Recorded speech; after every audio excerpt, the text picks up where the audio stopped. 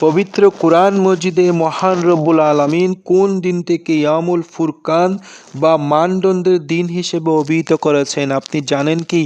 যদি না জেনে থাকেন তাহলে সম্পূর্ণ ভিডিওটি দেখুন এবং আপনি যদি এই চ্যানেলে নতুন হয়ে থাকেন তাহলে অবশ্যই একটি সাবস্ক্রাইব করবেন এবং আপনার যদি এই ভিডিওটি ভালো লাগে তাহলে অবশ্যই লাইক কমেন্ট শেয়ার করবেন। তাহলে বন্ধুরা জেনে নেওয়া যাক পবিত্র কুরআন মজিদে মহান রব্বুল আলামিন কোন দিনটিকে ইয়ামুল ফুরকান বা মানদণ্ডের দিন বলেছেন। দ্বিতীয় হিজরির 17 রমাদান 13 মাস 624 খ্রিস্টাব্দে মদিনা শহর থেকে 130 কিলোমিটার দূরে বদরের প্রান্তে অনুষ্ঠিত হয় মুসলমানদের প্রথম এবং প্রধান যুদ্ধ।